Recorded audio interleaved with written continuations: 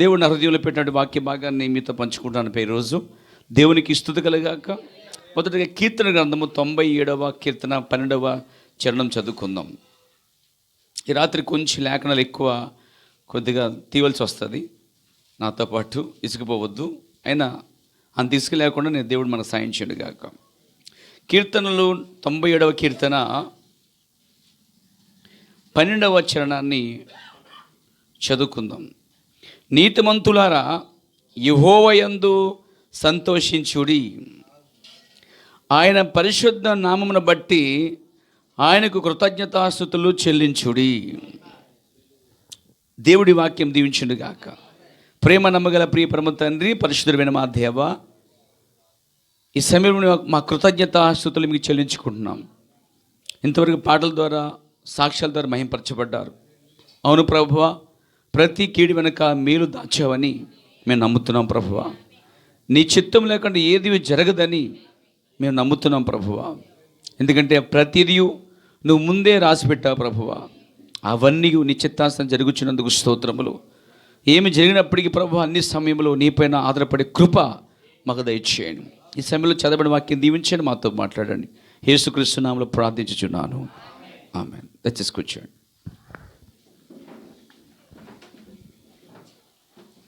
వీళ్ళని తొందరలో కృష్ణయ్యపాలెం సముసిస్టం అంతా మార్చేసుకోవాలి మనం. మంచి సముసిస్టం పెట్టుకుందాం. హల్లెలూయా. దేవునికి స్తుతి కలుగాక. ఎందుకంటే సౌండ్ అనేది చాలా ప్రాముఖ్యమనమాట. వినుటకు ఇన్సంపుగా ఉండాలి, స్పష్టంగా ఉండాలి. పాటలు పాడినప్పుడు, వాద్యాలు వాయించినప్పుడు, వాక్యం ఉన్నప్పుడు అలసిపోకుండా ఉంటాయి కదనమాట. ఎక్కువ అలసిపోకుండా ఉండేదే మంచి సౌండ్. దేవునికి స్తుతి కలుగాక. ప్రార్థన చేయండి. ఆ విషయంలో కూడా కృష్ణయ్యపాలెం భారం ఏంటంటే ఒక మంచి సిస్టమ్ దేవుడు మనకి ఇవ్వాలన్నమాట, సౌండ్ సిస్టమ్. ప్రార్థన చేయండి. హల్లెలూయా. మంచిది పేరా. ఈ సమయంలో దేవుని వాక్యాన్ని పంచుకుందాం. నేను తీసుకోబోతున్న అంశం ఏంటంటే బైబిల్ చెప్పిన నీతిమంతులు. ఏంటండి? బైబిల్ చెప్పిన నీతిమంతులండి. ఏం రాయబడింది ఇక్కడంటే నీతిమంతులారా అని సంబోధిస్తుంది. యెహోవాయందు సంతోషించండి. నీతిమంతులంట యెహోవాయందు సంతోషించాలంట అండి. ఇంకొక వాక్యం కూడా మీకు చెప్పాలని ఆశిస్తున్నాను. 69:28 వచ్చిన కూడా చూద్దాం. 69:28 వచ్చిన చూసారా? జీవగ్రంథంలో నుండి వారి పేరు తుడు పెట్టుము, నీతిమంతుల పట్టిలో వారి పేర్లు రాయము. ఇక్కడ నీతిమంతుల పేర్లు ప్రత్యేకంగా రాయబడి ఉన్నాయి. Praise God. ఇంకొక వాక్యం కూడా చూద్దాం. 33వ కీర్తన 1వ చరణం. 33వ కీర్తన 1వ చరణం. ఇక్కడ చూడండి, చదవమ్మా. నీతిమంతులారా యెహోవాను బట్టి ఆనందగానము చెయ్యండి. సరిపోద్దమ్మా. చూడండి, ఇక్కడ నీతిమంతులైన వారట అండి యెహోవాను బట్టి ఆనందగానం చేయాలట అండి. నీతిమంతుల పేర్లు ఒక పట్టిలో రాయబడ్డాయి. దావీదు అంటున్నాడు, జీవగ్రంథములో ఆ దుర్మార్గుల పేరు రాయవద్దు ప్రభువా, అయితే జీవగ్రంథములో నీతిమంతుల పేర్లు ఉన్నాయి కదా, ఆ పట్టిలో రాయి ప్రభువా అంటున్నాడు అండి. అంటే జీవగ్రంథంలో ఎవరి పేర్లు రాయబడి అంటే నీతిమంతుల పేర్లు రాయబడ్డాయి. దేవునికి స్తుతి కలుగాక. చూడండి, బైబిల్ చెప్పిన నీతిమంతులు. దేవుడు భూమి మీద అసలే బైబిల్ ఏం చెప్తుందంటే నీతిమంతుడు లేడు, ఒక్కడును లేడు అని రాయబడిందండి. చూడండి, రోమీయుల రాసిన పత్రిక 8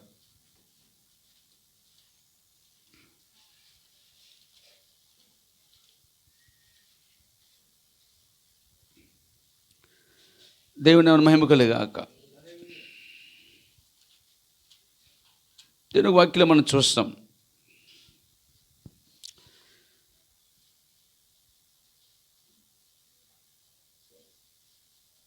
యాక్చువల్గా బైబిల్ మనం చూసినట్లయితే నీతిమంతుడు ఒక్కడు లేడు అని బైబిల్ చెప్తూ ఉంటుంది.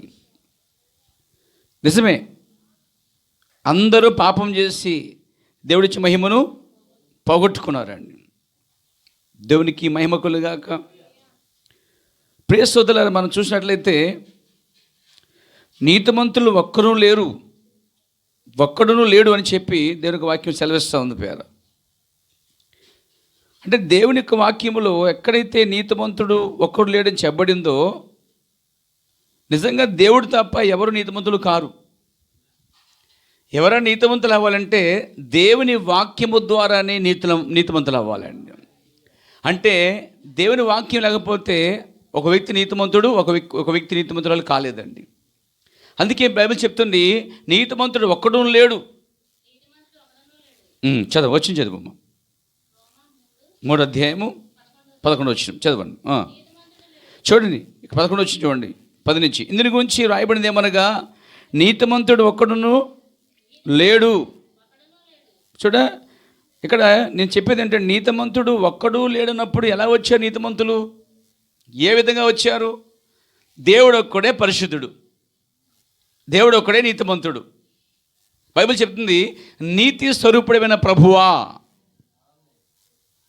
నీతిమంతుడైన ప్రభువా అంటే ఆయనే మొట్టమొదట నీతిమంతుడు. మీకు తెలుసా, అసలు నీతి అనగా ఈ కాల ప్రవక్త చెప్పాడు, నీతి అనగా చూడండి, మొదట నీతిని రాజ్యాన్ని వెతుకోమని చెప్పాడు. చూడండి, ఈ కాల ప్రవక్త అన్నాడు నీతి అనగా దేవుని వాక్యం అన్నాడండి. అంటే దేవుని వాక్యమే నీతి గలది, దేవుడే నీతిమంతుడు. కాబట్టి దేవుడు తప్ప మిగతా వాళ్ళందరూ కూడా నీతిమంతులు కారు. అయితే ఒక విషయం, మరి బైబిల్లో ఆదికాండము 7వ అధ్యాయంలో 1వ వచనములో బైబిల్ ఎలా చెప్తుంది? చదువుదామా. 7:1 యెహోవా చెప్తున్నాడు, ఈ తరమ వారిలో నీవే నా ఎదుట నీతిమంతుడవై ఉండుట చూచితిని. అంటే 120 సంవత్సరములు అప్పట్లో తరమండి. ఆ తరమంతటికి నోవహు ఒక్కడే నీతిమంతుడిగా ఉన్నాడు. ఎలా వచ్చింది నీతిమంతుడు అవ్వడానికి కారణం? కానీ ఒక విషయం గమనించిన పేరా, నీతి అనగా దేవుని వాక్యం, నీతిమంతుడు అనగా దేవుడు. అంటే దేవునికి వాక్యము ద్వారానే మనుష్యుడు నీతిమంతుడిగా తీర్చబడుతున్నాడు. హల్లెలూయా. చూడండి, మాకు బైబిల్ ఎఫెసీయుల పత్రిక 2వ అధ్యాయము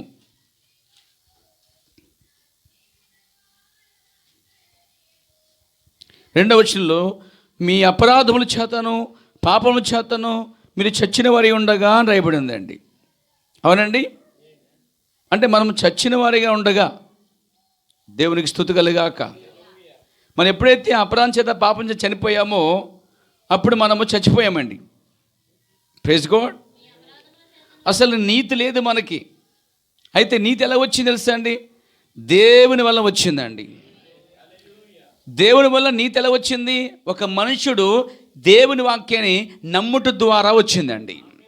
అబ్రహాము దేవుని వాక్యము నమ్మను, దేవుడు అతనికి నీతిగా ఎంచెను రాయబడిందండి. అంటే ఇప్పుడు ఎందుకంటే నీతి అంటే వాక్యం, నీతిమంతుడు అంటే ఎవరు? దేవుడు. ఒక మనిషి దేవుని వాక్యాన్ని విని అవలంబించగలిగితే అతను దేవుని వాక్యము ద్వారా నీతిమంతుడిగా తీర్చబడతా ఉన్నాడు. ఒక వాక్యం కూడా మనం చూద్దాం. అంత మాత్రం కాదు, ఇంకొక వాక్యం కూడా మనం చూద్దాం. కొరింథీ పత్రిక, 1 కొరింథీ పత్రిక, ప్రియులారా, దేవునికి స్తుతి కలుగాక, 6వ అధ్యాయము 11వ వచనం గమనించండి. మీలో కొందరు అట్టివారై ఉంటిరి కానీ ప్రభువైన యేసు క్రీస్తు నామమున మన దేవుని ఆత్మయందును మీరు కడగబడి పరిశుద్ధపరచబడిన వారై నీతిమంతులుగా తీర్చబడి తిరిగి అన్నాడండి. అంటే దేవుని ఆత్మయందు మీరు కడగబడి, అంటే దేవుని ఆత్మ కడుగుతుందా? అవునండి, దేవుని యొక్క ఆత్మ నిన్ను కడుగుతుంది. ఎలా కడుగుతుంది సార్? దేవుని యొక్క ఆత్మ నీ మీదకి వచ్చినప్పుడు, లేక నీ లోపలికి వచ్చినప్పుడు నీలో ఉన్న చెత్త అంతా కూడా, లోకమంతా కూడా తీసి బయటికి నెట్టేస్తుంది దేవుని పరిశుద్ధాత్మ. అంటే దేవుని యొక్క ఆత్మ ద్వారా మనం కడగబడతామని చెప్పబడిందండి ఇక్కడ. ఇది అంతరంగంలో జరిగే ఒక కార్యమండి. ఒక పాపి వాక్యం వింటున్నాడు, హల్లెలూయా. ఆ రాత్రి దేవుడు ఒక సేవకుడి ద్వారా అతనితో మాట్లాడుతున్నాడు. ఆ విశ్వాసం ఏం చేశాడంటే, ఆ యొక్క వ్యక్తి ఏం చేశాడంటే, ఆ వాక్యము తను చెవుల ద్వారా వాక్యాన్ని విన్నాడు. విన్న తర్వాత వాక్యం లోపలికి వెళ్ళింది. లోపలికి వెళ్ళి ఏం చేసింది, ఈ వాక్యము రెండించుల ఖడ్గం కాబట్టి లోపడున్న సమస్త కీలుగులను, తలంపులను, ఆలోచనలను పరిశోధించి మొత్తం బయటకు తీసుకొస్తుందండి. అవుతున్నారా? ఇతడు వాక్యం విని చేర్చుకున్నప్పుడు ఆ వాక్యం లోపలికి వెళ్ళి ఏం చేస్తుందంటే, ఎందుకంటే గమనించండి, వాక్యం ఎవరు కాదు, యేసుక్రీస్తే. వాక్యం ఎవరు కాదు, దేవుడే. వాక్యం ఎవరు కాదు, నీతి అయి ఉన్నది. హల్లెలూయా. వాక్యము మరియు ఆత్మ ఒకటే ఉందండి. ఈ బైబిల్ రాసిన ఆత్మయు, పరిశుద్ధాత్మ మరియు వాక్యమును రెండు ఒకటే ఉన్నాయి. మరియు ఈ వాక్య ప్రకారంగా శరీరధారిగా వచ్చిన యేసుక్రీస్తు వాక్యమే ఉన్నాడండి. అంటే ఈ వాక్యము శరీరధారి అని యేసులున్న ఆ యెహోవా ఆత్మయే పరిశుద్ధాత్మ. ఆ పరిశుద్ధాత్మయే ఈ బైబిల్ రాయించిందండి. ఇప్పుడు ఆ దేవుని ఆత్మ ఎప్పుడైతే పాత నిబంధనలో వారు వింటున్నారో దేవుని యొక్క మాట, ఆ ఆత్మ వారిని ఏం చేస్తుందంటే మొదట అంతరంగంలో కరగటం ప్రారంభించిందండి. ఈరోజు ఒక పాపి వాక్యం ఉన్నాడంటే, ఆ రోజు పట్టబడ్డాడంటే అర్థం ఏంటి తెలుసా, ఆత్మ తనని కడిగిందండి. దానికి గుర్తుగా నేను ప్రభువుని రక్షణని అంగీకరించాను, ఇదివరకే దేవుడు నన్ను కడిగి వేశాడు కాబట్టి బహిరంగముగా అతడు నీటి బాప్తీసాన్ని పొందుతున్నాడండి. అది సాక్ష్యం. హల్లెలూయా. అది సాక్ష్యార్థమైన బాప్తిస్మం. ఎందుకంటే నీరు రక్షించదండి, నీరు మిమ్మల్ని రక్షించదు, నీరు మాత్రం మనం కాపాడదు.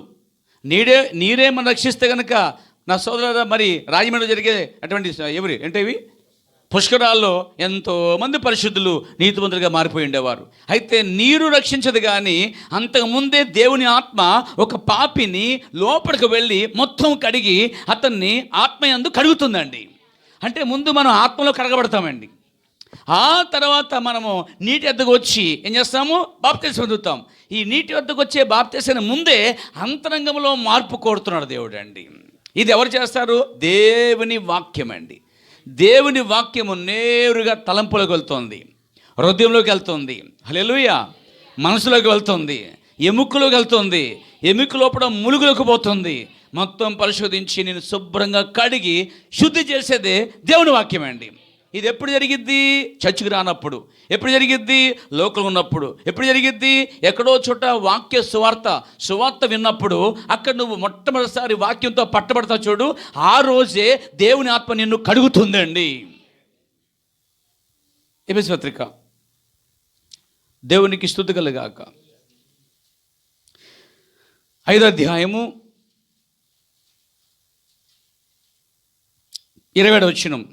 అటువలే క్రీస్తు కూడా సంఘమును ప్రేమించి అది కలంకమైనను ముడతైనను అట్టిది మరి ఏదైనను లేక పరిశుద్ధమైనదిగా నిర్దోషమైనదిగా మహిమగల సంఘముగాను ఆయన తన ఎదుట దానిని నిలబెట్టుకుని వాక్యముతో, దేంతో, వాక్యముతో ఉదక స్నానము చేత దానిని పవిత్రపరిచి పరిశుద్ధపరచుడికై దాని కొరకు తాను అప్పగించుకున్నాడండి. అంటే దేవుడు ప్రజలను తన ఎదుట మహిమగల సంఘముగా, మడత మచ్చ డాగు లేని ఒక మహిమగల సంఘముగా దేవుడు తన ఎదుట నిలబెట్టుకోవాలనుకున్నాడు. దాని కొరకే తను అప్పగించుకున్నాడు. అప్పగించుకున్న ఆయన కొరకు ఎవరైతే పట్టబడ్డారో, వాక్యము చేత కడగబడ్డారో, వారు దేవుని వాక్యము చేత కడగబడుతూనే ఉంటారండి. హల్లెలూయా. అంటే దేవుని వాక్యం మొట్టమొదట చెవులందును హృదయమందును సున్నితి కలిగజేస్తుంది. పేతురు ఆ వాక్యం చెప్పినప్పుడు వారు అదే చెప్పారు, హృదయంలో నొచ్చుకున్న వారై హృదయమందును చెవులందును సున్నత పొందుకున్నారు దేవుని వాక్యము ద్వారా. అంటే ఒక వ్యక్తి మొట్టమొదట వాక్యం విన్నప్పుడు జరిగే కార్యం ఏంటంటే, అంతరంగంలో లోపల తెలియబడని లోపల ఒక కార్యం ఏంటంటే, దేవుని వాక్యము చెవుల ద్వారా వెళ్ళి నీ లోపల కార్యాసిద్ధి చేస్తుందండి. అప్పుడు నోటితో ఒప్పుకుంటావు, హృదయంతో ఒప్పుకుంటావు. బైబిల్ చెప్తుంది, నీ నోటితో ఒప్పుకోవాలి, ఆయన ప్రభువు అని నోటితో ఒప్పుకోవాలి, ఆయన ప్రభువు అని హృదయంతో ఒప్పుకోవాలి. ఆ రెండు ఎప్పుడు జరుగుతాయి, ఆత్మ లోపలికి వచ్చి నిన్ను కడిగినప్పుడు, శుద్ధి చేసినప్పుడు. హల్లెలూయా. అది క్రొత్త జన్మ అనేది అక్కడ ప్రారంభించబడుతుందండి. అప్పుడు ఆ వ్యక్తి బహిరంగంగా వచ్చి బాప్తీసాన్ని పొందుతున్నాడు. దేవునికి స్తుతి కలుగాక. ఈ బాప్తిసం అనేది పొందక ముందే దేవుని వాక్యము ద్వారా అతడు నీతిమంతుగా తీర్చబడ్డాడు. ఎక్కడ? బయట కాదు, లోపడ. అతడు నీతిమంతుగా తీర్చబడ్డ తర్వాత వచ్చి అతడు బహిరంగముగా బాప్తిసాన్ని పొందుతున్నాడు. హల్లెలూయా. కాబట్టి ఇక్కడ చూడండి, బైబిల్ చెప్పిన నీతిమంతుల కోసం మనం మాట్లాడుకుంటున్నాం. సామెతల గ్రంథము, ఇక్కడ యోబు చూసారా, లేకపోతే ఇక్కడ మనం చూసారా, నోవహు చూసారా? ఆ తరములో నోవహు మాత్రమే నీతిమంతుడిగా కనిపిస్తున్నాడు అండి. అంటే దేవుడు నోవహుని నీతిమంతుడిగా ఎలా చేశాడు? దేవుని వాక్యము అనే శబ్దము ద్వారా.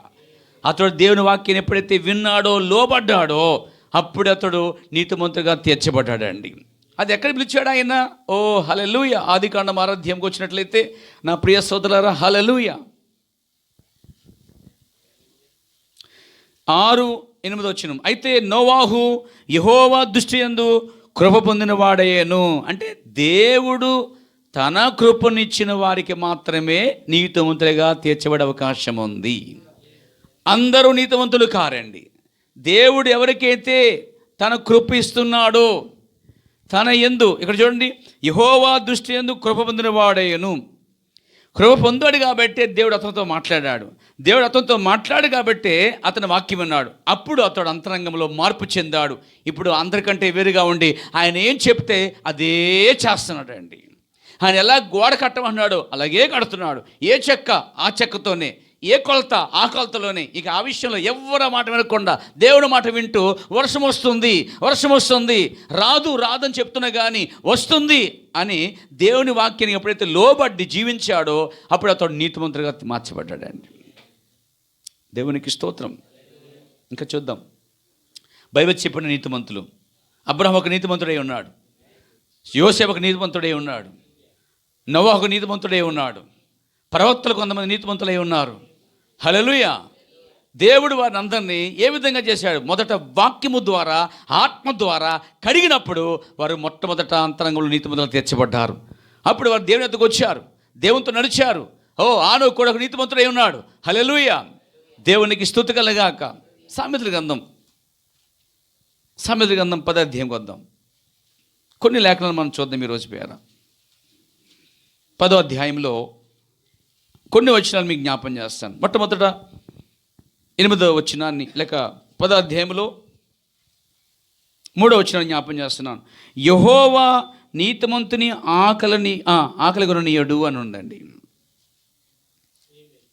దేవుడట నీతిమంతుణ్ణి ఆకలి కొననీయడట అండి.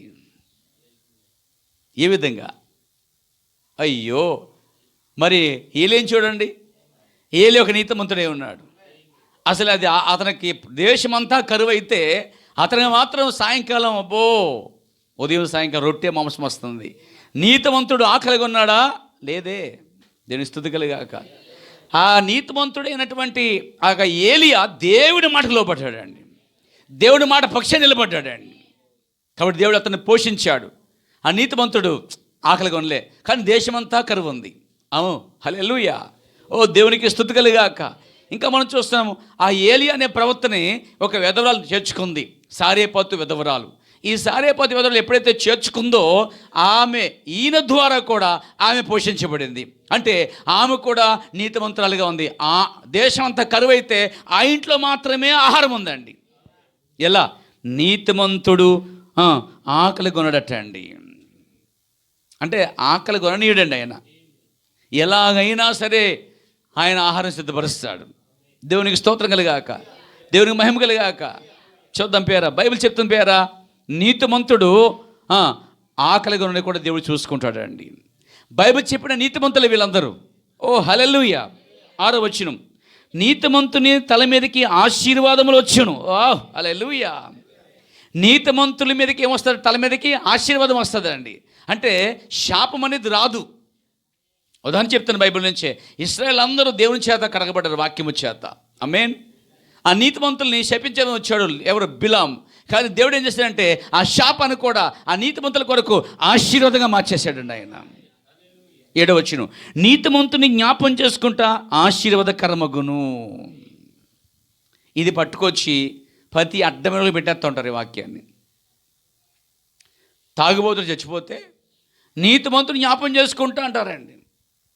ఒక సేవకుడు చనిపోతే సేవకుడు నీతిమంతుని జ్ఞాపం చేసుకుంటూ అంటారండి. సోదరులారా, అసలే మనిషికి నీతి ఎలా వచ్చింది? ఒక మనిషికి నీతి దేవుని వాక్యం ద్వారా వచ్చింది. దేవుని వాక్యం లేకుండా, దేవుడు లేకుండా భూమి మీద ఏ మనిషి నీతిమంతుడు కాజాలడు. ఆయన బట్టి, ఆయన ద్వారానే ఈ భూమి మీద మనుష్యుడు నీతిమంతుగా ఉన్నాడు. నీతిమంతుని జ్ఞాపం చేసుకోవడం అంటే అర్థం ఏంటంటే, చచ్చిపోయిన టైంలో చాలామంది అయ్యో ఆయన చాలా మంచివాడండి, అదండి ఆయన ఇదండి బైబిల్ చెప్తుంది కదండి, నీతిమంతుని జ్ఞాపం చేసుకుని ఉంటా అంటారండి. అసలు నీతిమంతుడు ఎవరు తెలుసా? మీ తండ్రి కాదు, మీ అమ్మ కాదు, మీ నాన్న కాదు, మీ తమ్ముడు కాదు. కానీ నీతిమంతుడు అంటే సేవడు కోదు కాదు, కానీ ప్రభువుని యేసుక్రీస్తు నీతిమంతుడు అండి. ఎవరిని జ్ఞాపం చేసుకోవాలి మనము?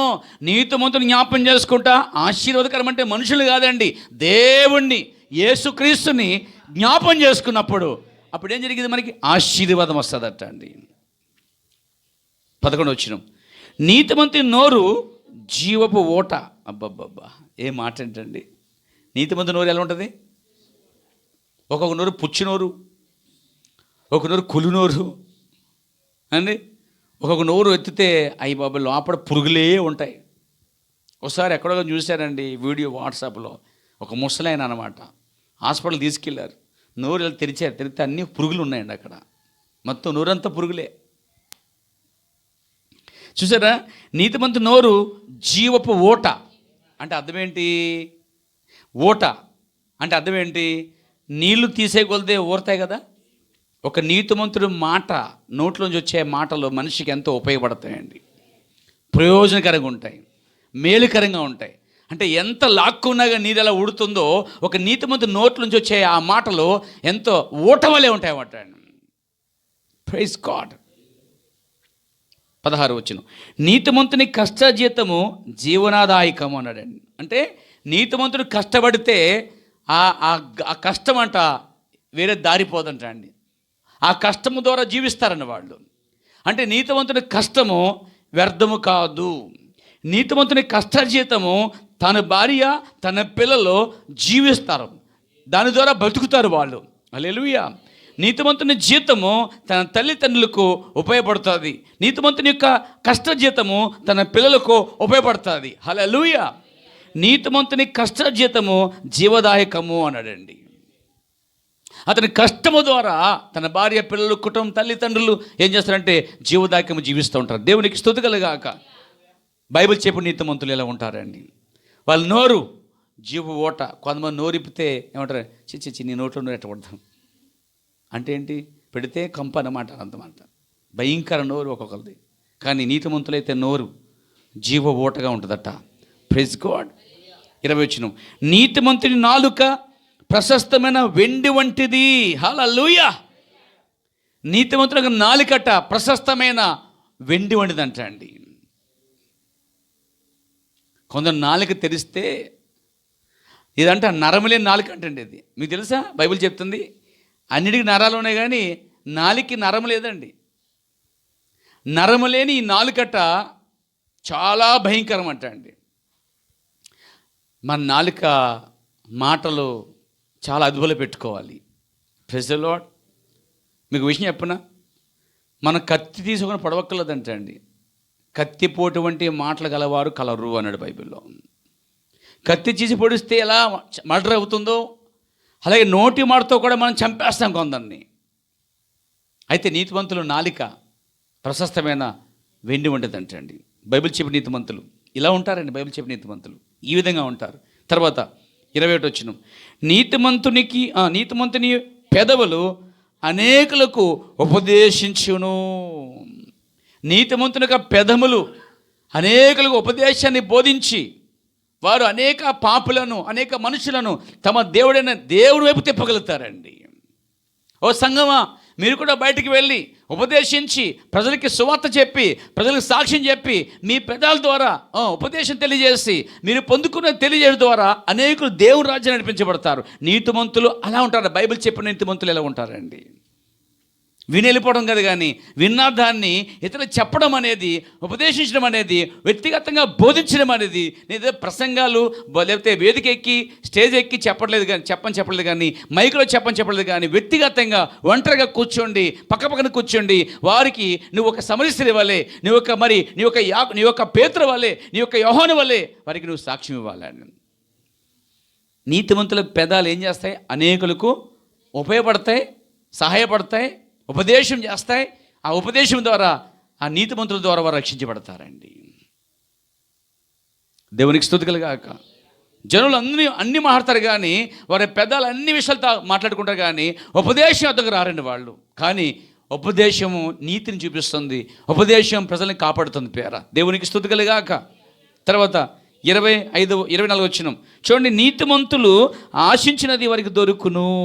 Wow, praise God. నీతిమంతులు ఆశించింది వారికి దొరుకుతుంది అంటండి. దేవునికి స్తుతి కలుగాక, దేవునికి మహిమ కలుగాక.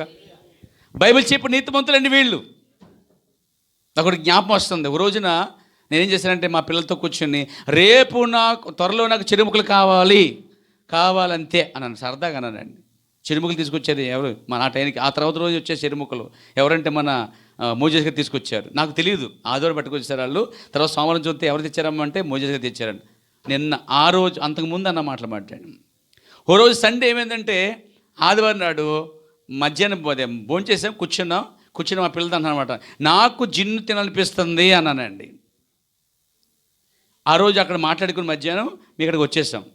ఇంటికి వచ్చేసరికి ఏమైందంటే, తెల్లవారు తర్వాత మరి శారా గారు జిన్ను వండించి పంపించారండి. ఆవిడ రాత్రి వండేసిందంట. అంటే రాత్రి ప్రిపేర్ చేసుకున్నారండి. పైగా పాలు ఎక్కడో బందర్ నుంచి వచ్చాయండి పాలండి.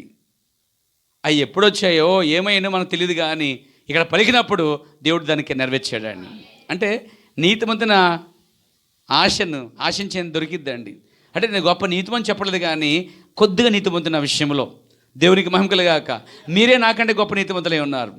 ప్రైజ్ ది లార్డ్, హల్లెలూయా అంటారా? మిమ్మల్ని ఇచ్చేస్తున్నానండి. దేవునికి మహిమ కలుగాక, దేవునికి స్తుతి కలుగాక. నా సోదరులారా, నీతిమంతులు ఆశించినది వరకు దొరుకుతుందండి. ఆఫ్టర్ ఇదే అడిగితే దేవుడు నీ జీవితంలో, నా జీవితంలో, బైబిల్ యొక్క నీతిమంతుల యొక్క జీవితాల్లో దేవుడు దాన్ని కార్యం చేశాడండి. 4 కుష్ఠరోగులు ఉన్నారు బైబిల్లో, వారు నీతిమంతులే. ఆకలితో చచ్చిపోతున్నాం ప్రభువా అని దేవుని ప్రార్థన చేసి, చచ్చిన బతికినా సరే పోదామని చెప్పి ఊర్లోకి పోయారట అండి. దండిపేటలకు పోగా అక్కడ వారు ఆశించిన ఆహారం అంతా దొరికిందండి వారికి.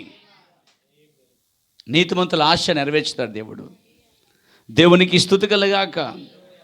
బైబిల్ చెప్పిన నీతిమంతులు ఇలా ఉంటారు.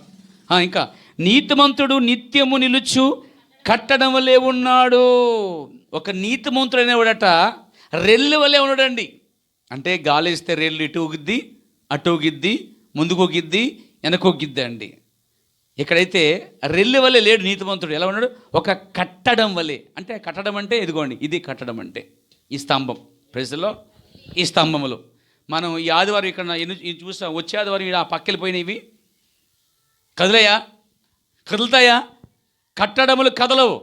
అయితే కట్టడం కదలు కాబట్టి బైబిల్ చెప్పిన నీతిమంతులు అయితే వారు కూడా ఎలా ఉంటారట? నీతిమంతుడు నిత్యము నిలుచు కట్టడం వల్లే ఉన్నాడు. నా దేవుని మందిరములో మిమ్మల్ని స్తంభములుగా నిలిపేద్దును అన్నాడు దేవుడి పేర. నీతిమంతులంట ఖర్జూర మొక్క వలె మువ్వ వేసి చిగురించుదురు అన్నాడు ఒక చోట అండి. ఓహ్ హల్లెలూయా. బైబిల్ చెప్పిన నీతిమంతులు ఇలా ఉంటారా? అవునండి, ఇలా ఉంటారు. ఈరోజు మనము అదిగో ఆ నీతిమంతుల్ని మాదిరిగా తీసుకుని మనం ఉండడానికి ఇది మనకి ఇన్స్పిరేషన్, ప్రేరణ అయి ఉన్నదండి. దేవునికి స్తుతి కలుగాక. నీతిమంతులు కదలరండి, నిత్యము నిలుచువలే ఉంటారట. దేవునికి స్తుతి కలుగాక. ఇంకా చెప్పాలంటే నిత్యము నిలుచు సియోను కొండ వలె నీతిమంతులు ఉంటారు. హల్లెలూయా. 28 నీతిమంతుల ఆశ సంతోషం పుట్టించును, భక్తిహీనుల ఆశ భంగమైపోవును అన్నాడు కింద. పైనేమో నీతిమంతుల ఆశ సంతోషం పుట్టిస్తా. అంటే మన ఆశను దేవుడు ఏం చేస్తాడంటే సంతోషంగా మార్చేస్తాడండి. అంటే మన ఆశలో దేవుని తృప్తిపరిచేది ఏదో ఉంది. అందుకే ఏం చేస్తాడైనా నీతిమంతుల ఆశను సంతోషం పుట్టించునున్నాడు. 30 వచనం, నీతిమంతుడు ఎన్నడను కదిలింపబడడు. ఇందాక చెప్పిన స్తంభం వల్లే. హల్లెలూయా. మీరు నీతిమంతులైతే కదిలించబడరు, కట్టడం వల్లే ఉంటారు. నీతిమంతులైతే వాక్యము నుండి, బైబిల్ నుండి, వర్తమానం నుండి, జీవంగల వాక్యము నుండి, సంఘము నుండి మీరు కదలరు. ఎందుకంటే నీతిమంతులైతే ఒక చోటే కట్టడం వల్లే స్థిరముగా ఉంటారు. ప్రియారా, నీతిమంతులకి ఒక సంఘం ఉండాలట, నీతిమంతులకి ఒక పాస్టర్ ఉండాలట, నీతిమంతుడు అనుకోవాలట ఇది నా విశ్వాస గృహం అని చెప్పుకోవాలట. ఎందుకంటే ఆ గృహములు అతడు ఆ మందిరములో స్తంభాల వలె కట్టడం వలె స్థిరముగా ఉంటాడు. కదలుడ నీతిమంతుడైన వాడు. దేవునికి స్తుతులుగాక. నీతిమంతుడు వాక్యముతో కదులుతూ ఉంటాడు తప్ప తను వాక్యము లేని చోట ఉంటాడు. కానీ వాక్యము చోట, ఎక్కడ వాక్యం ఉందో అక్కడే నీతిమంతుడు నిలబడతాడు. వాక్యము కదలకుండా స్థిరముగా ఉన్నది. అది నిన్న నేడు నిరంతరమును ఏకరీతిగా ఉంది. నీతిమంతుడు కదలకుండా ఉంటాడండి. అంతే మాత్రం కాదు, నీతిమంతుని ఎవరు కదపలేరు కూడా. ఎవరు విశ్వాసం తప్పించలేరు, భక్తి తప్పించలేరు, సంఘాన్ని మార్పించలేరు, ఏ బుర్ర చల్లలేరు. అయినా కానీ నీతిమంతుడు కదలకుండా ఉంటాడు. పేరు దేవునికి స్తుతి కలుగాక. 31 వచనం, నీతిమంతుని నోరు జ్ఞానోపదేశమును పలుకును. 32, నీతిమంతుని పెదవులు ఉపయుక్తమైన సంగతులు పలుకును. నీతిమంతుడంట ఉపయుక్తమైన సంగతులే పలుకుతాడటండి. దేవునికి స్తోత్రం కలుగాక. మనం నీతిమంతులమైతే, బైబిల్లో నీతిమంతులు ఏం చేస్తారంటే ఎలాంట ఉపయుక్తమైన సంగతులనే కలగజేస్తారండి. దేవునికి స్తుతి కలుగునుగాక, దేవునికి మహిమ కలుగుగాక. అతను మనం చూస్తున్నాం 11 అధ్యాయంలో 8 వచనం, నీతిమంతుడు బాధ నుండి తప్పింపబడును. 10 వచనం, నీతిమంతులు వర్ధిల్లుట పట్టణమునకు సంతోషకరము. ఒక పట్టణములో, ఒక గ్రామములో, ఒక సంఘములో నీతిమంతులు వర్ధిల్లాలండి. నీతిమంతులు ఎంతమంది ఉంటే, ఎంత వర్ధిల్లితే అంత సంతోషమండి. ఎందుకంటే ఇక పాపం అనేది ఉండదు, చెడు కార్యాలు ఉండవు, అలా తక్కువ నాటపాట్లు ఉండవు. నీతిమంతులు ఉంటాయి. ఎలా ఉంటారంటే మరి ఖర్జూర మొక్క వల్లే మోవేసి చిగురించేవారుగా ఉంటారు. దేవునికి స్తుతి కలుగాక. నీతిమంతులు వర్ధిల్లుట పట్టణమునకే సంతోషకరం అండి. దేవునికి స్తుతి కలుగాక, దేవునికి మహిమ కలుగాక. 21 వచనం చదువుదాం. 21 వచనం చూసారా, ఏమన్నాడు ఇక్కడ? నీతిమంతుల సంతానము విడవింపబడును. దేవునికి స్తుతి కలుగాక. నీతిమంతుల సంతానం అంట విడిపింపబడును అన్నాడండి. నిజంగా మనం చూస్తే ఐగుప్తు దేశంలో ఉన్నటువంటి అబ్రహాము యొక్క సంతానము ఆ నీతిమంతుల్ని దేవుడు ఏం చేశాడంటే ఐగుప్తు నుంచి విడిపించాడండి.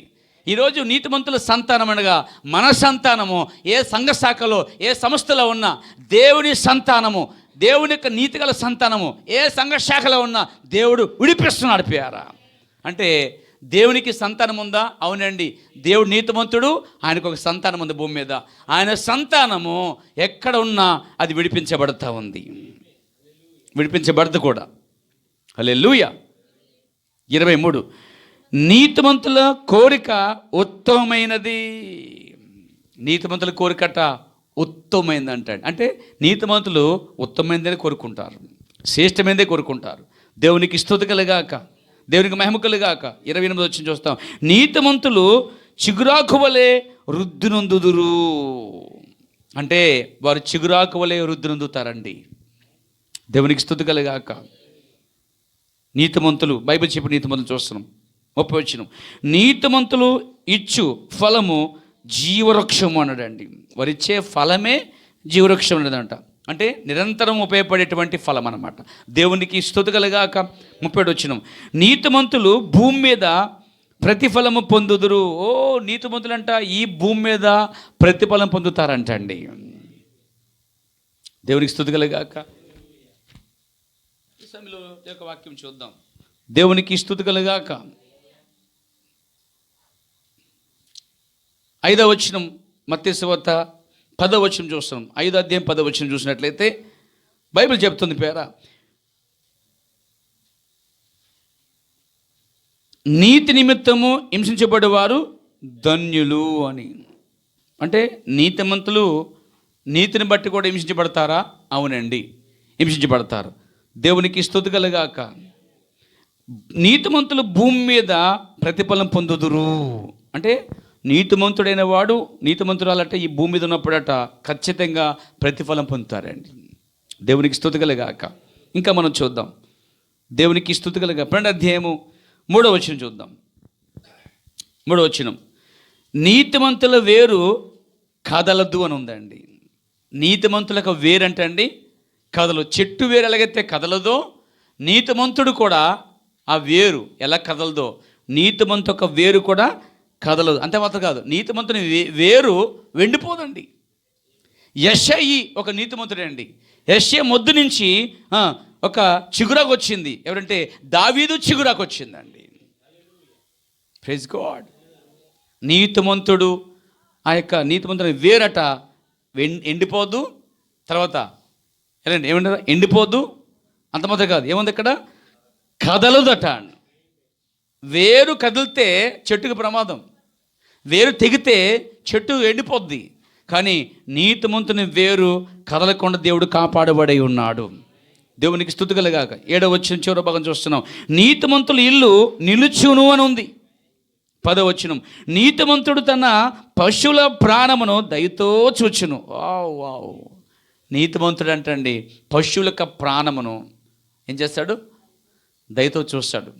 అంటే పశువులంటే పశువులను ప్రేమిస్తాడు, జంతువులను ప్రేమిస్తాడు. హల్లెలూయా. అతని దయతో చూస్తాడట నీతిమంతుడు. దేవునికి స్తుతి కలుగాక.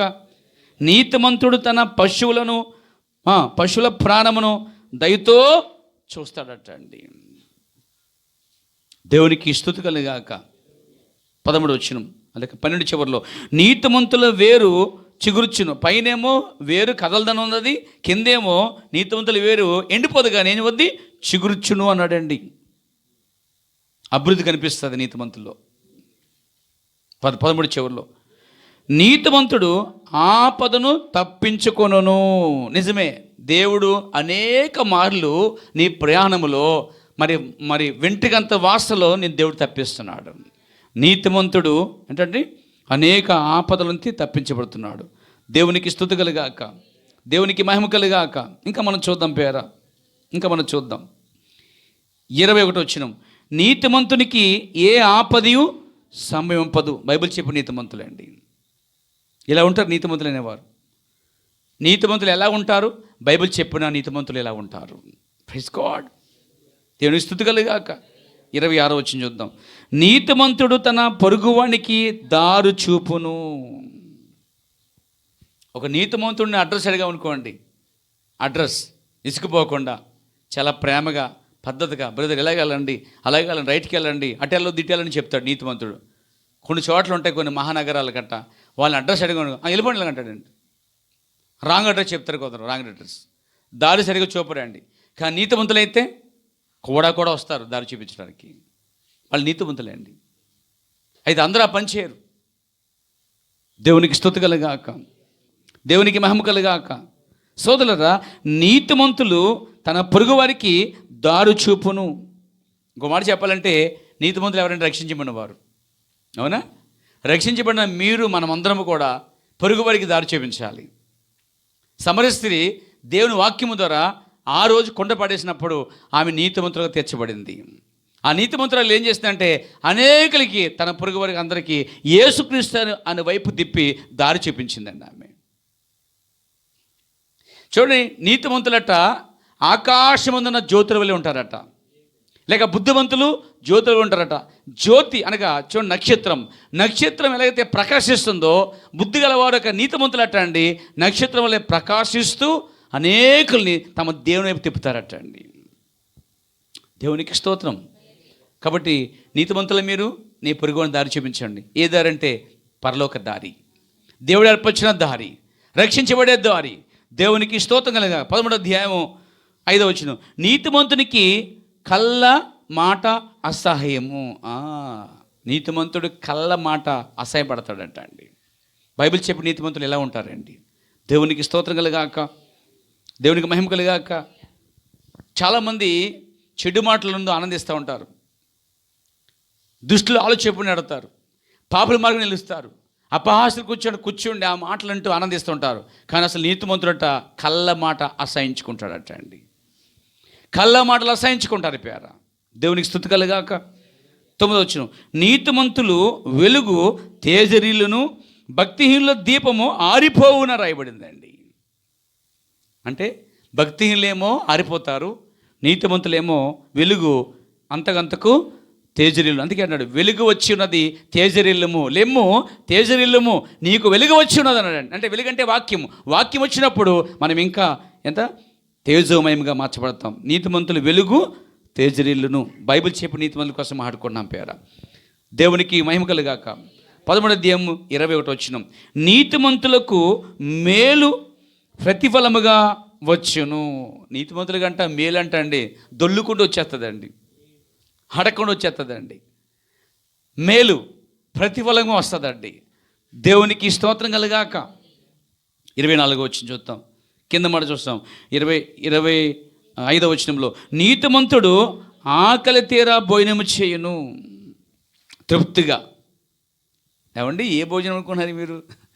దేవుని వాక్యం అండి. మధ్యలో లేచి వెళ్ళిపోరండి, పనులు చేసుకోరండి వాళ్ళు. దేవుని వాక్యమే భోజనమై ఉన్నది. భౌతికంగా వారు నీతిమంతులైతే భౌతికంగా ఆకలి తీర్చుకుంటారు, ఫుల్గా తింటారు అనమాట, తప్పులేదు. హల్లెలూయా. అదే ఆత్మ నీతిమంతులైతే అదే విధముగా శరీర సంబంధంగా ఎలా ప్రవర్తిస్తావో ఆత్మ సంబంధం కూడా అలాగే ప్రవర్తిస్తావు. శరీర సంబంధంగా కడుపారాను భోజనం చేస్తున్నావంటే ఆత్మ సంబంధంగా దేవుని వాక్యము కూడా ఆత్మ నిండినట్టుగా నువ్వేం చేస్తావు, దాన్ని తింటావు వాక్యాన్ని. యెహెజ్కేలుకి ఇచ్చి దేవుడు అన్నాడు, ఈ గ్రంథం తినమని చెప్పాడు. అతను దాన్ని తినివేశాడు, సగం కాదు సమృద్ధిగా మొత్తం తినేసాడు పేర. ఈరోజు నీతిమంతుడు ఆకలి తీరా భోజనం చేయని అర్థం ఏంటంటే అతడు దేవుని వాక్యాన్ని పరిపూర్ణముగా భుజించగలడు. యేసు చెప్పిన మాట చూడండి, మీరు క్షయత కోసం కష్టపడతారు, అక్షయ ఆహారం కోసం కష్టపడమన్నాడు అండి. క్షయమైన ఆహారం కాదు కానీ అక్షయమైన ఆహారము మనిషికి మీకు ఇచ్చును అన్నాడు. అంటే దేవుని వాక్యమే అక్షయమైన ఆహారం అండి. అంటే ఈరోజు కడుపర తినే వాక్యం తెలుసా, నీ వాక్యమే నా ఆత్మకు ఆహారమై ఉన్నది అన్నాడు. దేవునికి స్తుతి కలుగాక. ఇంకా మనం వద్దాం పేర, దేవునికి స్తుతి కలుగాక. 17వ అధ్యాయం వద్దాం. సామెతల గ్రంథం 17వ అధ్యాయము 26వ వచనం చూద్దాం. 17:26, నీతిమంతులను దండించుట న్యాయము కాదు. ఇక్కడ కొన్ని విషయాలు మీకు జ్ఞాపం చేసుకుంటున్నాను. ఇంకా 18:5 కూడా కలిపి చదవాలి. 5, నీతిమంతులకు న్యాయము తప్పించుటయు క్రమము కాదు అని రాయబడింది. నీతిమంతులకట న్యాయం తప్పించకూడదు అంట అండి. పైన ఏముంది అక్కడ, నీతిమంతులను దండించుట న్యాయము కాదని ఉంది. కిందేముంది, నీతిమంతులకు న్యాయము తప్పించుట క్రమము కాదని ఉంది. అవునా? ఇప్పుడు ఈ నీతిమంతుడు ఎక్కడున్నాడు అనుకున్నారు? 18:10 చూడండి. నీతిమంతుడు యెహోవా నామం అనబడుతున్న బలమైన కోటలో సురక్షితంగా ఉన్నాడండి. బైబిల్ చెప్పు నీతిమంతులు ఎక్కడున్నారంటే ఆయన నామం అనే కోటలో సురక్షితంగా నీతిమంతుడు ఉన్నాడు పేర. అంటే అలాంటి నీతిమంతునికి అండి, అలాంటి నీతిమంతుని దండించకూడదు, న్యాయం కాదు. అలాంటి నీతిమంతునికి న్యాయము తప్పించకూడదు అట్ట అండి. ఒక విషయము ప్రవక్త చెప్పిన మాట జ్ఞాపకం చేస్తాను మీకు. ఒక రోజున నీతిమంతుల మాట, వాళ్ళ యథార్థ పరులు ఆస్తుల విషయంలో కోర్టుకు వేశారన్నమాట వాళ్ళు. అప్పుడు లాయని పెట్టుకున్నారు వాళ్ళు. ఆ లాయర్ ఏం చేశారంటే అవతల వారి దగ్గర డబ్బు తీసుకున్నాడు, ఎక్కువ తీసుకుని రావాల్సిన దాన్ని రాకుండా చేస్తాగా ప్రయత్నం చేస్తున్నాడు. అతను ఏం చేశాడంటే, నేను మీకు ఆస్తి రానివ్వను, మీకు రావాల్సిన ఆస్తిని రానివ్వను అని చెప్పి అతడు అడ్డం తిరిగాడండి. అంటే డబ్బుకి అమ్ముడిపోయాడు ఆ లాయరు. ఎప్పుడైతే నీతిమంతులకు న్యాయమును తప్పించకుండా క్రమము కాదు రాయబడిందో, నీతిమంతుల దండించడం న్యాయం కాదు రాయబడిందో, ఆ నీతిమంతులు అతను దండించాడు, తర్వాత గద్దించాడు, తర్వాత ఇతనికి రావాల్సిన ఆస్తి రాకుండా అతడు బలముగా పనిచేస్తున్నాడు. చాలా ధనవంతులు అన్నమాట వాళ్ళు. ఏమేమి తెలుసండి మీకు చెప్పనా? వాళ్ళు ఒక రోజున విమానంలో వెళ్తున్నారండి వాళ్ళు. ఆ విమానంలో ఫెయిల్యూర్ అయ్యి అది భయంకరమైన మహాసముద్రంలో పడిపోయి చనిపోయారండి వాళ్ళు. నీతిమంతుని దండించకూడదు, నీతిమంతునికి న్యాయం తప్పించకూడదు. ఎందుకంటే అతడు యెహోవా నామం అనబడుతున్న బలమైన కోటలో చాలా సురక్షితంగా ఉన్నాడు, రక్తం కింద ఉన్నాడు, వాకింగ్ కింద ఉన్నాడు. అలా నీతిమంతుని బంధించకూడదు, బాధించకూడదు, ఆ నీతిమంతునికి న్యాయం తప్పించకూడదు అటండి.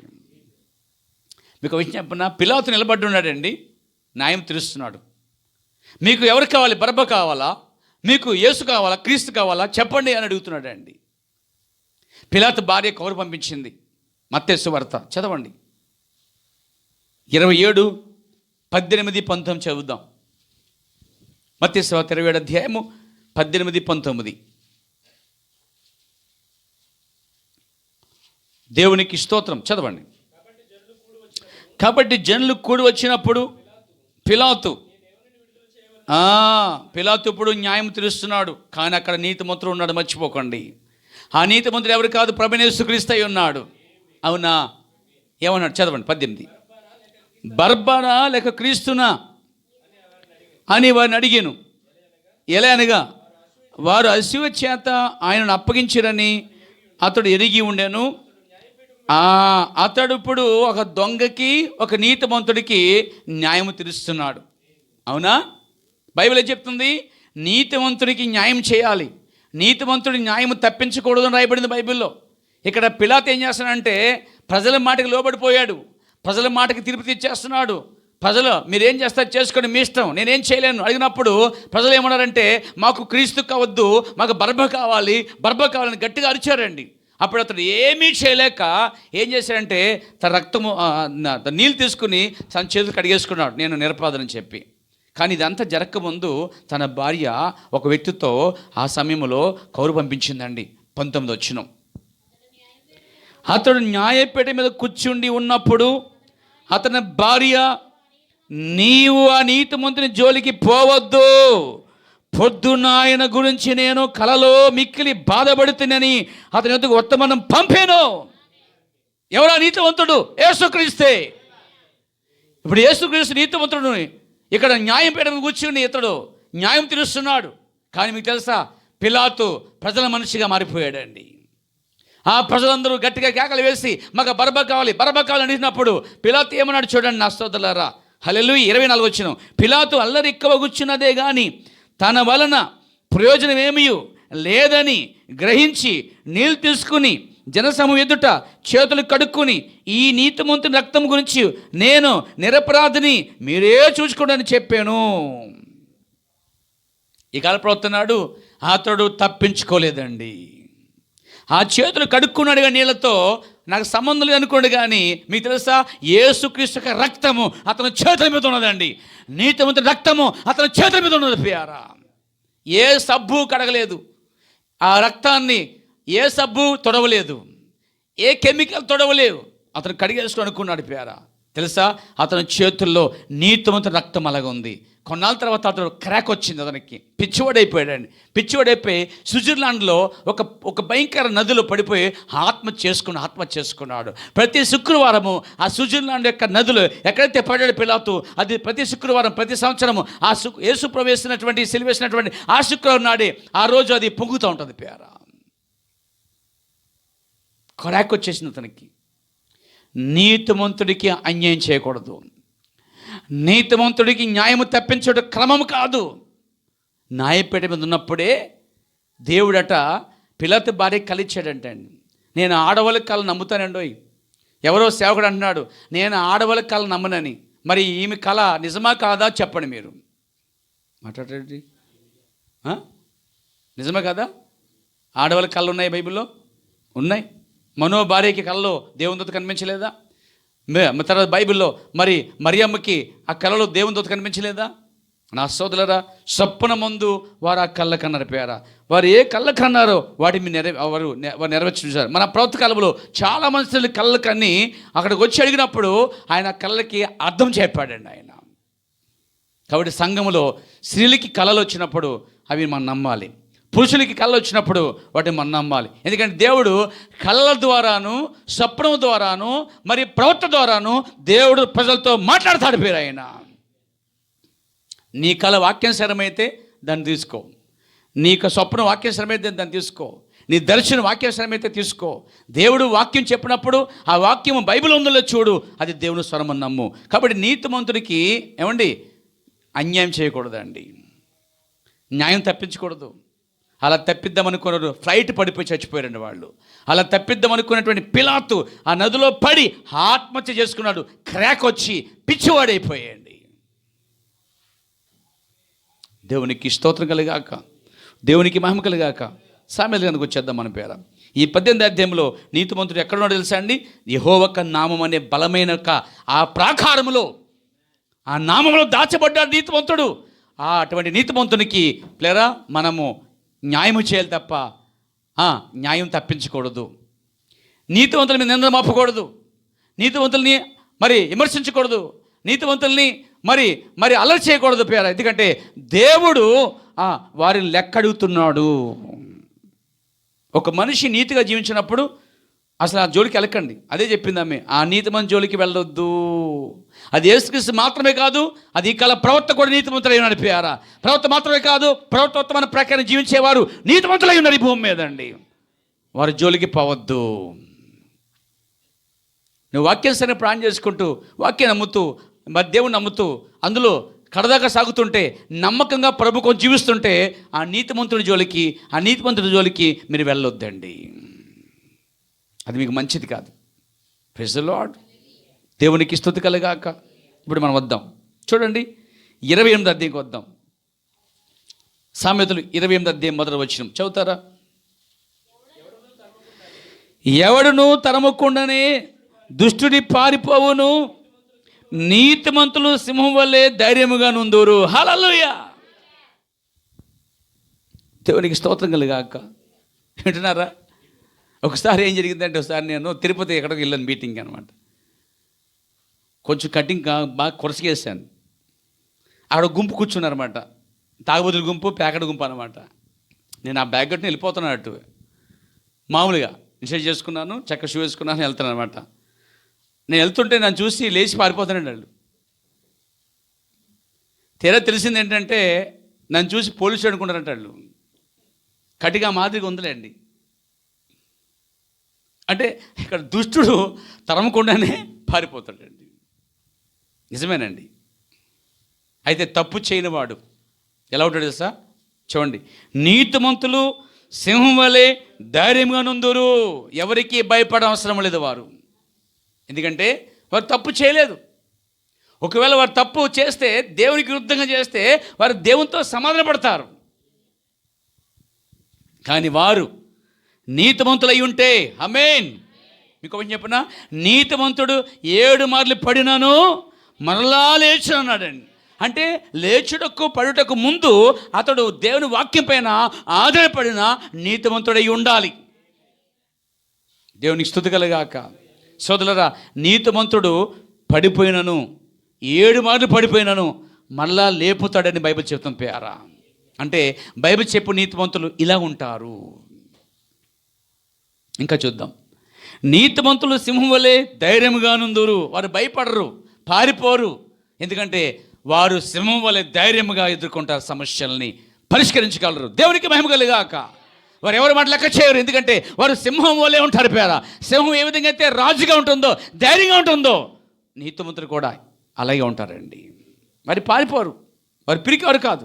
వారు ధైర్యంగా నిలబడతారు, సమస్యను ఎదుర్కొంటారు. ఓహ్, దేవునికి స్తుతి కలుగాక. ఆమె చెప్తారా? 29వ అధ్యాయం 2వ వచనం. నీతిమంతులు ప్రబలినప్పుడు ప్రజలు సంతోషింతురు. ఎందుకు? నీతిమంతులు గ్రామాల్లో ఎదుగుతే, నీతిమంతులు పట్టణాల్లో ఎదుగుతుంటే, మరి పట్టణం గ్రామం నీతిమంతులుగా మారిపోతుంటే, ఇక అందులో ఎట్టి చెడు కార్యాలు కానీ, చెడ్డ కార్యాలు కానీ, ఎటువంటి కార్యాలు, దుష్ట కార్యాలు జరగవండి. ఎందుకంటే నీతిమంతులు పట్టణంలో ఉన్నప్పుడు, లేకపోతే గ్రామంలో ఉన్నప్పుడు ప్రజలకి ఎంతో సంతోషం. ఎందుకంటే నీతిమంతులే కదా దారి చూపిస్తారు, నీతిమంతులే కదా స్థిరంగా ఉంటారు, నీతిమంతులే కదా ఆకలి తీరుస్తారు, నీతిమంతులే కదా జాలి పడతారు, నీతిమంతులే కదా తమ పశువులకు కూడా దయ చూపిస్తారు, మనుషులకి దయ చూపిస్తారు. నీతిమంతులే కాబట్టి నీతిమంతులు ఇంకొక జోలికి పోరండి. వాళ్ళు పట్టణంలో ఉన్న, గ్రామంలో ఉన్న, సంఘంలో ఉన్న నీతిమంతుల వలన సంతోషం కలిగిద్దండి. 10 మంది చెడ్డోళ్ళని బట్టి బాధపడతాం, కానీ 10 మంది నీతిమంతులను బట్టి సంతోషిస్తామండి మనం. దేవునికి స్తోత్రం. 29:6 వచ్చిన చివరి భాగం. నీతిమంతుడు సంతోషగానములు చేయను. ఏం చేయాలండి? గానములు చేయాలి. ఏ గానములు? సినిమా పాటలు కాదు. ఏ పాటలు? దేవుని పాటలు. ఇంత ముందు చదివిన ప్రారంభంలో ఏం చదువు గుర్తుందా? 97వ కీర్తన 12 వచ్చి ఒకసారి చదవండి, మీకు అర్థమవుతుంది. నీతిమంతులారా యెహోవాను బట్టి సంతోషించుడి. ఆమేన్. గానా ప్రతిగానము చేయండి. హల్లెలూయా. అవునా కదా? నిజమే కదా? రెండవ వచనం ఏముందంటే మనం చూస్తున్నాము, నీతిమంతులు ప్రబలినప్పుడట ప్రజలు సంతోషిస్తారు. ఆరో వచనంలో ఏమో నీతిమంతుడు సంతోషగానములు చేయను. అంటే దేవుడు చేసిన ఉపకారాలను బట్టి, మేలుని బట్టి నీతిమంతుడు ఏం చేస్తాడు? ఆయన మందిరంలోకి వచ్చి నిలబడి గానా ప్రతిగానం చేస్తాడు అండి. లేక కూర్చుండి దేవుడు మేంపరుస్తూ ఉంటాడు. దేవునికి స్తుతి కలుగాక. 7వ వచనం, నీతిమంతుడు పేదల కొరకు న్యాయం విచారించును. యథార్థపరుడైతే, ఒక క్రైస్తవుడు లాయర్ అయితే, ఒక క్రైస్తవుడు నీతిమంతుడైతే అతడు ఖచ్చితంగా పేదల కొరకు న్యాయము విచారిస్తాడండి. ప్రభుని యేసుక్రీస్తే నిజమైన నీతిమంతుడై ఉన్నాడు. పేదవారందరికీ న్యాయం తీర్చేవాడు ఆయనై ఉన్నాడు. విచారించేవాడు ఆయనై ఉన్నాడు. దేవునికి స్తుతి కలుగాక. నా ప్రియస్తులు ఆఖరి మాట చూస్తున్నాను. 68వ కీర్తన 3వ వచనం చదువుకుందాం. చెప్పిన నీతిమంతులు, బైబిల్ చెప్పిన నీతిమంతులు ఈ విధంగా ఉంటారని ఈ రాత్రి నేను తెలియజేస్తా ఉన్న వాక్యము ద్వారా, పరిశుద్ధ గ్రంథము ద్వారా. 68:3. హల్లెలూయా. చూసారండి ఏమంటున్నాడు ఇక్కడ? నీతిమంతులు సంతోషించుదురుగాక. Praise God. సంతోషమేనా? దేని బట్టి? దేవుడు మనకిచ్చిన నీతిని బట్టి. ఈ నీతి మనదా? కాదు, దేవునిది. దేవుని ద్వారా, ఆత్మ ద్వారా కడగబడి, నీటి ద్వారా కడగబడి, రక్తంతో కడగబడిన నీతిమంతులుగా ఉన్నవారు. నీతిమంతులు సంతోషించుదురుగాక, వారు దేవుని సన్నిధిని ఉల్లాసించుదురుగాక. దేవుని సన్నిధిలోనే నీతిమంతులు ఉల్లాసిస్తారు, ఆనందిస్తారు. అందుకే బైబిల్ చెప్పిన నీతిమంతులు ఇలా ఉన్నారు, ఈ విధంగా ఉన్నారు. దేవుడు మీరు దీవించి ఆశీర్వదించునుగాక. మీరును అదే విధంగా ఉండండి. ఆ లేఖనం ప్రకారముగా, ఆ బైబిల్ చెప్పిన నీతిమంతుల వలె, ఆ బైబిల్ చెప్పిన నీతిమంతుల వలె మనం ముందుగాక. ప్రార్థన చేద్దాం. మహాపరిశుద్ధుడైన తండ్రి, జీవంగల మా ప్రభువా, ఈ రాత్రి బైబిల్ చెప్పిన నీతిమంతులు అనే అంశం మీద ప్రభు అనేక వాక్యాలు మేము విన్నాం. ప్రభువా, నిజంగా నోవహు దినాల్లో అతడు నీతిమంతుడు, నీ ద్వారా చేర్చబడ్డాడు. అబ్రహాము, ప్రవక్తలు, అపోస్తులు, పరిశుద్ధులు నీ ద్వారా నీతిమంతులు తీర్చబడ్డారు. పౌలు ఈ కాల ప్రవక్త నీతిమంతులుగా తీర్చబడ్డారు. ప్రభువా, ఈరోజు ఈ వాక్యం ఎవరైతే వింటున్నారో, హృదయం అందు కడగబడుతున్నారో వారు నీతిమంతులుగా ఉన్నారని, వారు నీటి వద్దకు వస్తున్నారని, వారు రక్తంతో కడగబడ్డారని, వారు నీతిమంతులు అతి బలమైన కోటలో సురక్షితంగా ఉన్నారని, అలాంటి వారికి న్యాయం చేసినప్పుడు దేవుడు నిజంగా వారిని దీవిస్తాడని మేము చూస్తాం. ప్రభువా, అలాంటి వారికి అన్యాయం చేసినప్పుడు అదిగో ఆ ఫ్లైట్ కూలి వారు చనిపోయారు. అదిగో ఆ నీతిమంతుడికి అన్యాయం తీర్పు తీర్చినప్పుడు ఆ పిలాతు భయంకరమైనటువంటి పిచ్చవాడిగా, కరేకవాడిగా ఉండి ఆ నీటిలో ఆత్మహత్య చేసుకున్నాడు. ప్రభువా, ఈరోజు నీతిమంతుల జోలికి వెళ్ళకూడదని ఒక హెచ్చరిక మీకు కలిగి ఉండి ప్రభువా, మేము దేవ జాతపడే భాగ్యం తెచ్చేయండి. పిలాతు భార్య కలలో నీతిమంతుల జోలికి వెళ్ళొద్దని చెప్పినప్పుడు అతడు దాన్ని వినలేదు, కానీ అతడు దాన్ని పోగొట్టుకున్నాడు. ప్రభువా, ఈరోజు మేమును దేవ బైబిల్ చెప్పిన ఆ నీతిమంతుల వలె రాయబడిన లేఖనాల ప్రకారముగా నీతిమంతులుగా నీ ద్వారా తీర్చబడి లోకములో వర్ధిల్లుదుముగాక. యేసుక్రీస్తు నామములో ప్రార్థించుచున్నాను. ఆమేన్.